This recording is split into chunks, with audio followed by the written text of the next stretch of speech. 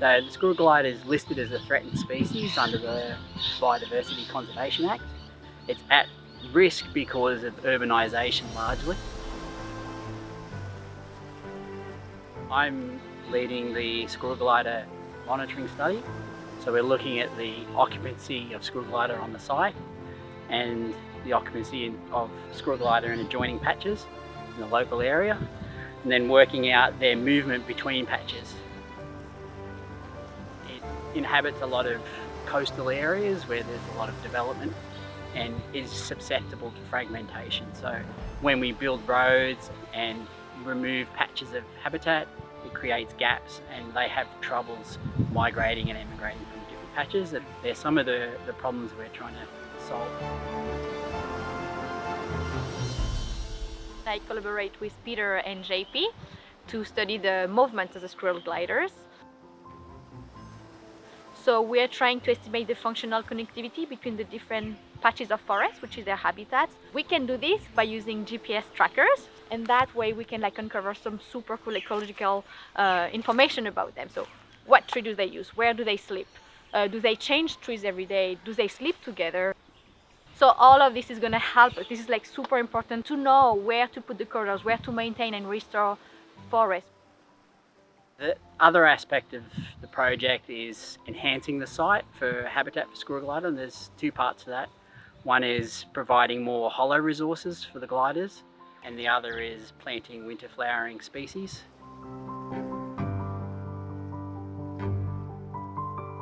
And the other thing that's really important with Landcare volunteers is they need to be enthused. They're real excited about wanting to help. That's fantastic. But one of the key things is to give them all the credit, because in fact, you as a coordinator and a leader, you can't do anything without a wonderful team. And it's a wonderful, rewarding, enjoyable thing to do. The socialising's great. And everyone has their own little story to tell about it and why they're interested in it. Getting into nature and doing some good weed management. And so many of us like to use everything without any thought of giving back to where it all comes from. And this is my way of doing it. And working in Landcare is my way to recommit to the earth and Mother Earth as an Aboriginal Indigenous Australian. The degradation of our land is accelerating. So I guess we have to look after our own patch and do the best we can there. And pulling out weeds is a bizarre way to feel satisfied. Landcare excites me because of the practical impact that you can have on the land. I mean, I've done very little gardening in my life, but I can come down here and be guided by people who know what's going on, help me identify weeds and really have an impact on this special bit of land.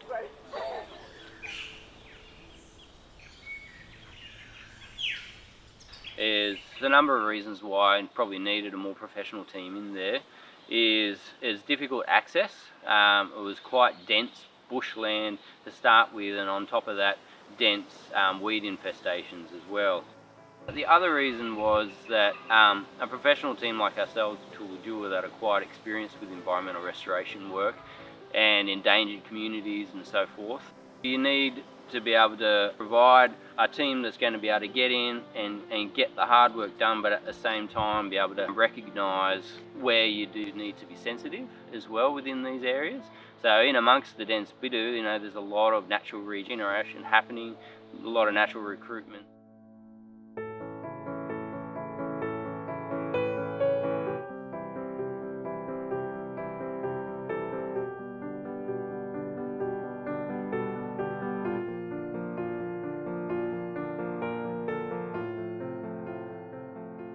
That was a project that was designed on being specific for the squirrel glider. So the main thing that you think of is to look at what species are growing in that local area that the squirrel gliders might use, and then you look at duplicating that on the project site once you've removed the weeds. They're a nectivorous species, so they rely on year-round supply of flowers. And in the local area, some of the species that are really important is Eucalyptus robusta, Banksia spinulosa, and the winter flowering ironbarks. So there's a whole lot of information that's available out there. A lot of it's on the web, so you can access that once you know where to source it. So it's just a matter of looking up those specifics that are required for that particular species of fauna, and then correlating it to the list of plants that you know grow in the local area that you can put on your project sites.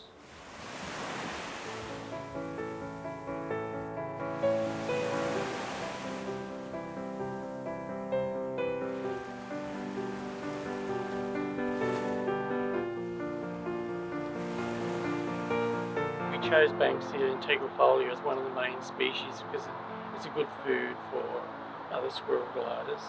And collecting seed, there's a fair bit of timing in that, so certain species produce their fruits and seed at a certain time of year, so a bit of knowledge about that's good. We end up with bags of seed like this. We usually sow the seed in these flat trays. We did sow these on the 24th of the 3rd this year, and they're just about ready to pot up now. And here's a tube stock that's probably about 6 months old. We've been doing this for about 20 years. I've got a passion for plants, native plants, but I have been trained in horticulture, in bush regen and land management.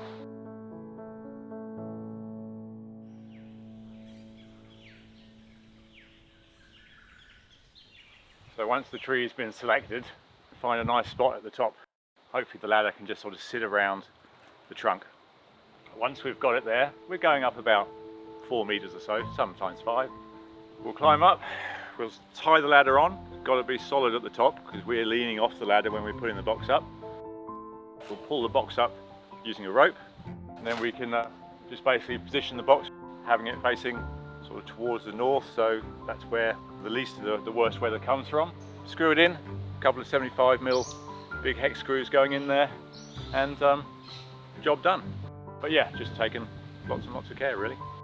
Doing it in the gully here is just fantastic. It's challenging when you're trying to put the ladder up in this in these sort of conditions, but every tree is different, every box is different, and that's just the wonderful part of doing it here.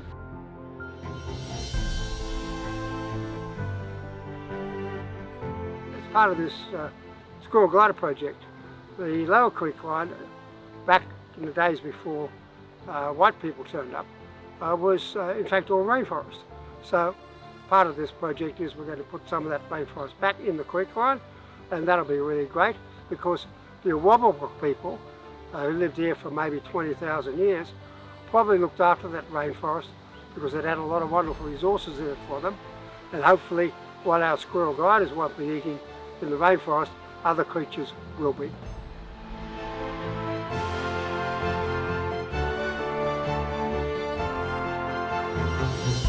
So basically this area here had an extensive history of having large amounts of bidu and lantana. The bidu and lantana was treated and smashed down onto the ground. Since then, that volunteer group has spent quite a few working bees down here hand removing the bidu bush seedlings that keep coming back up.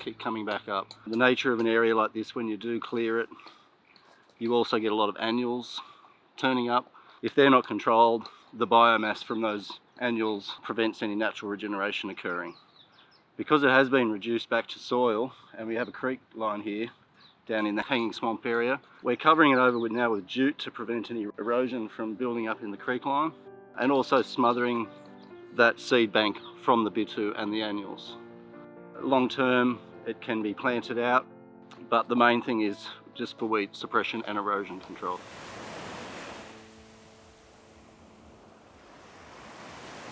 We started this project in the Lower Valley about 2.5 years ago, and I thought we're not going to be able to tackle this valley with just a dozen people. Not possible. And I thought, oh well, I'll do my old trick of just walking up to somebody like yourself and say, hey, you know, have you heard about what we're doing? Isn't it a wonderful idea? Would you like to come and join us? But then you came along and you said, hey, social media is the way to go. Well, I stepped in and created a public Facebook page and also an Instagram. Since then, we've had an increase of about 300% of recruits. An example, last Saturday, we had plenty of people show up. We were booked out completely from primarily social media use.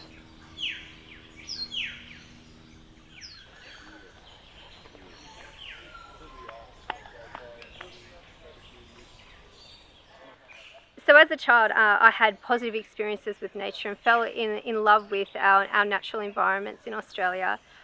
So it's motivated me to become an educator and to be able to take students into the environment to try and foster that love for nature, to engage them in nature and promote that idea of caring for nature in the future.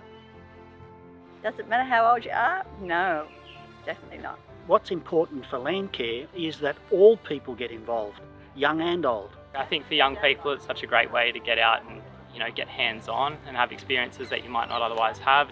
Get down on your knees, learn something new about the environment, what's native, what's not. And it's great to give back to the environment and the community. You come out here and see plants you've never seen before, you see animals you've never seen before, birds you've never seen before, particularly helping the squirrel gliders on this site. I think it's really special the way that you can interact with the land and help the natural environment.